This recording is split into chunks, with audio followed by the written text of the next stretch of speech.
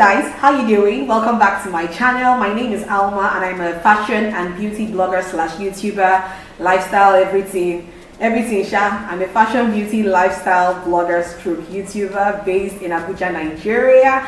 And if you are new here, thank you so much for stopping by my channel today. You are amazing and I hope you stay by hitting the red subscribe button down below. Okay, you already know what this video is about by the title below, and we're in the month of May. Well, we are gradually coming to the end of May, and May is my anniversary month. I've been married for about 2 years now, so Jessie and I have celebrated our 2-year wedding anniversary. And I was reminiscing on the 14th of May 2016 and how beautiful the day it was, all the planning that went down, everything that happened, and how memorable the whole day was.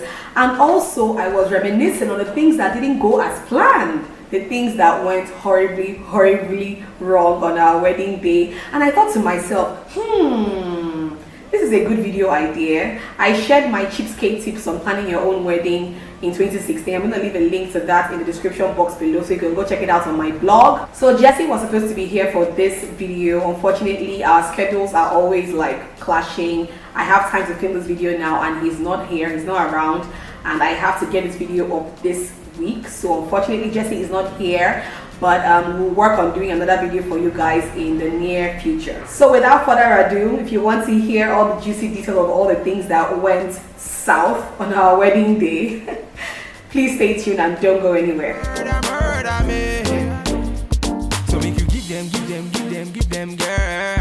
So number one, Jessie went to buy his wedding shirt on the morning of our wedding.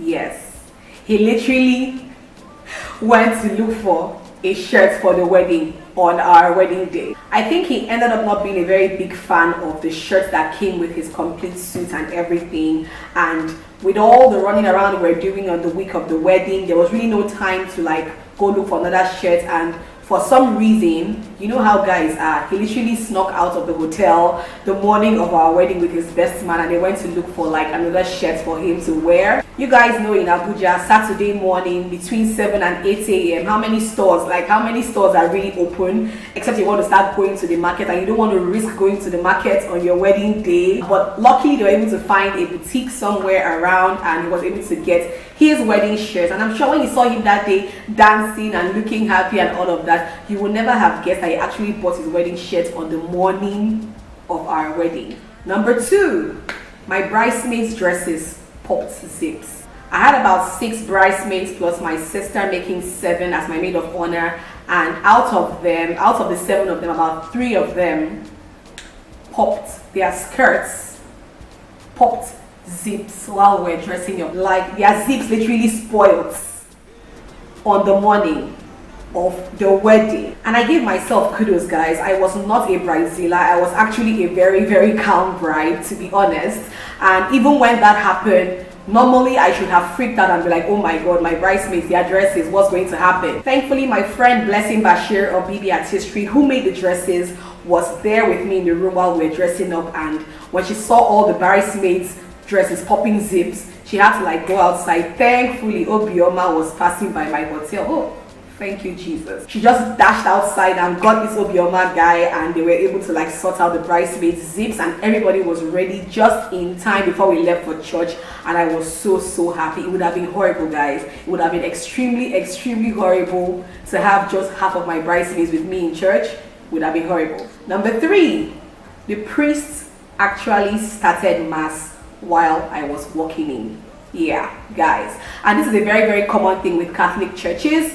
A lot of priests are like no-nonsense people, and they'll tell you, look, if your wedding is for 12 noon and you are not there by 12, we are going to start that mass with or without you. And I actually got to church really early. In fact, by the time I got to the church, the wedding that was happening before my own had not even ended yet. So I was still chilling in the car, and before I knew what was happening, my dad ran to me like in the car and was like, you are late, why are you late? The priest has gone in. And I'm like, I wasn't late, I've been here all along. Anyway, he was really pissed. He was like so pissed, and I was like, please, today's my wedding day, let nobody annoy me. I beg, let nobody just annoy me. Anyway, as we were walking into the church, the priest was busy saying, in the name of the Father, and of the Son, and of the Holy Spirit. So I didn't get to do my bridal march, like my hair comes the bride, all dressed in white. I wasn't able to do that. I just walked in normally. Everybody was still on their feet, taking pictures and all of that, but it just wasn't the same thing as having, you know, that bridal march song playing while you're walking in. But well, you can't have it all now, can you? Number 4, after the mass, you know how you have to like take photographs with like 1,000 different groups of people on your wedding day outside the church. We took so many pictures to the point that my legs started wobbling. Like I literally couldn't stand anymore. My legs were like wobbling like this, and I was sweating profusely in between my legs.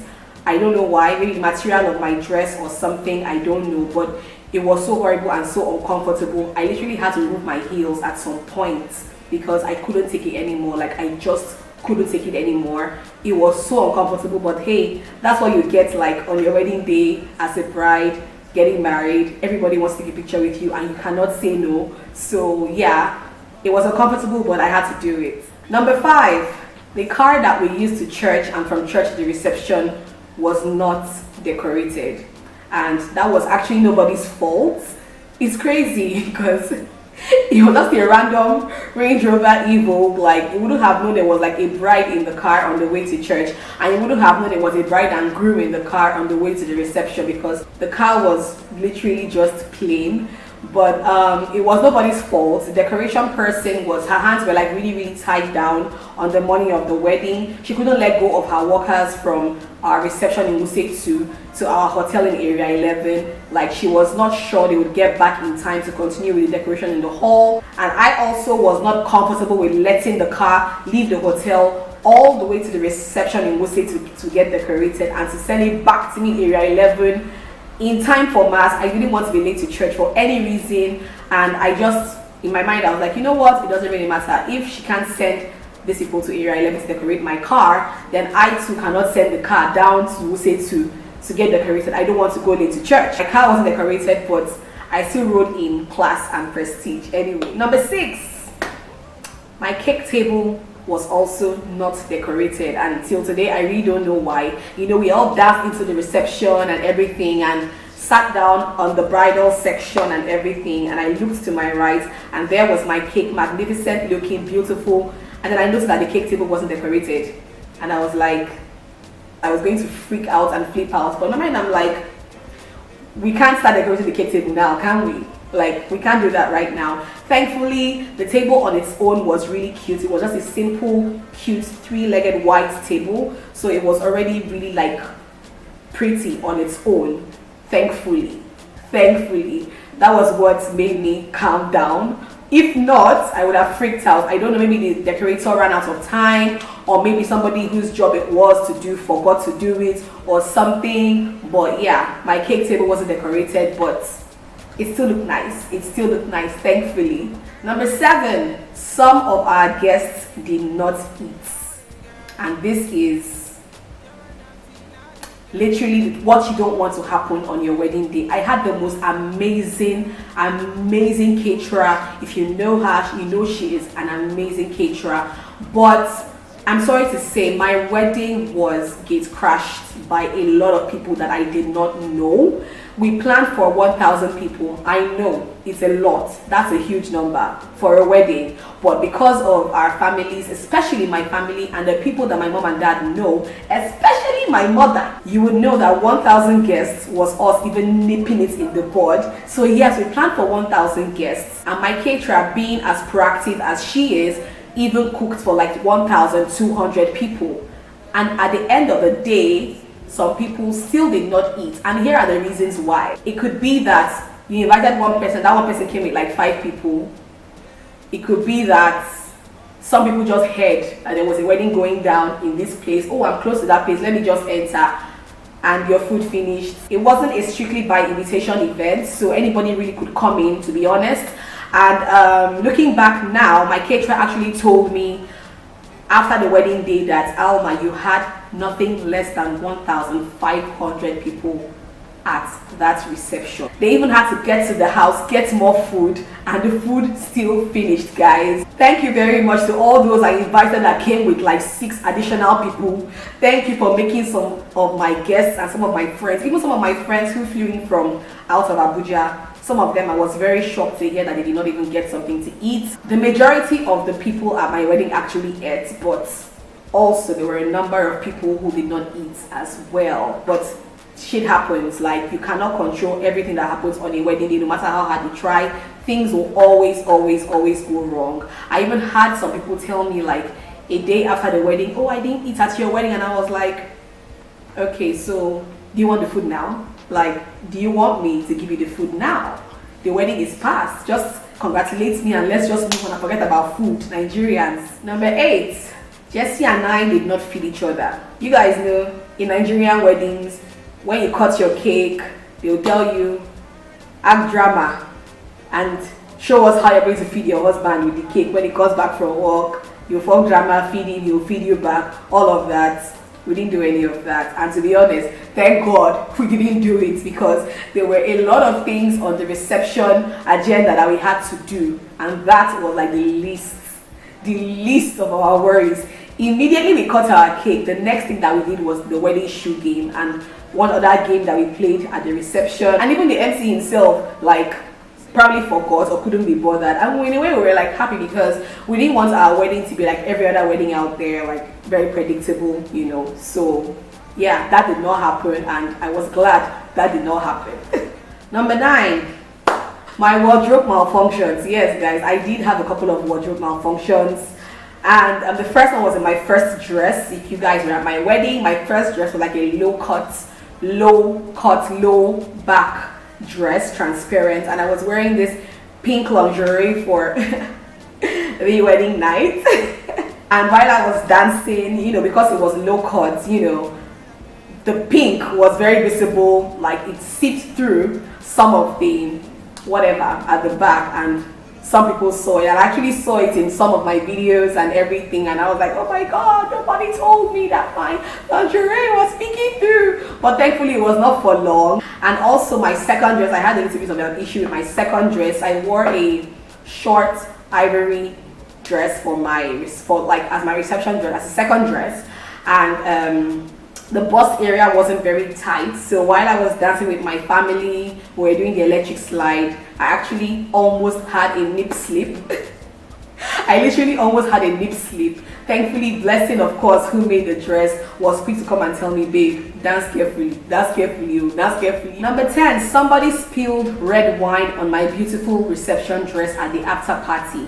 Yeah, after the reception, we danced for like 2, 3, 4 more hours, and somebody, maybe a drunk dude, I don't know, somebody shot around, bumped into me, and he was holding a glass of red wine. That red wine spilled on my reception dress. Thankfully, by that time the lights were already dim, and also the whole thing was coming to an end, so I didn't really have the time to get upset, and I was just more interested in just dancing away and just being happy that such things were not even going to annoy me anymore, to be honest. But whoever you are, I still know what you did that day. I still know. And last but not least, on all the things that went horribly wrong on my wedding day, this is more like an aftermath of the wedding, guys, and this is the most painful of all, but I don't like dwelling on it. I just don't like dwelling on it. I do not have an official wedding video. Yes, I don't. And here is why. Not too long after our wedding, our videographer's laptop crashed with our video clips. It crashed together with our video clips. And I'm really not going to dwell on this last one because it's extremely painful. I hate remembering it. I don't have like a video I can literally sit down and watch to remember May 14, 2016, except of course videos that friends took on their phones and all of that. And it's extremely painful. He didn't have a backup. Shit happens. It happened. There was absolutely nothing we could do about it. I prayed and prayed and prayed that somehow the clips will miraculously come back after he had, you know, formatted his system and everything. But we lost our video clips. It is what it is. It's extremely annoying, and this is where I would say, guys, amongst all the things that you're going to spend money on for your wedding, make sure you spend money on your photography and your videography, because at the end of the day, that is all you have to look back on the memories of that day. All the food is gone, the drinks are gone, the decor, music, people have danced and have forgotten the music that they danced on your wedding day. Everything, the souvenirs have been used, everything. The only thing you have to look back on to remember that beautiful day are your pictures and your videos. Do not compromise on that. And funny enough, guys, my dad actually offered to get us somebody to do the videography for literally free because of where he works. He was going to get like a camera guy to like cover the wedding, and in my mind I was like, no, I want everything to be top notch. I wanted everything to be professionally done and everything. But looking back now, I would have just still allowed the guy to come as a backup, and I wouldn't be singing this song right now. So come to think of it, guys, I actually would have had a wedding video by now, absolutely free. I wouldn't have had to pay anything, and I turned it down. I turned down that request or that offer, until today the thing is paining me. It's paining me, like this say. So yeah, guys, those were all the things that went wrong on my wedding day, at least all the things that I know that went wrong. I'm sure there are a lot of things that went on behind the scenes that maybe I don't even know up till now. If you're planning your wedding soon and you want some tips on how to go about it, I will leave a link down below on my Cheapskate tips that I used in planning my wedding by myself. And also you can send me an email if you have any questions, and I'll be glad to answer them. Thank you so much for watching, guys. Please subscribe if you haven't already, and I will see you in my next video. Bye. Slow down, girl. Oh Lord of His mercy. I'm feeling all this shit already.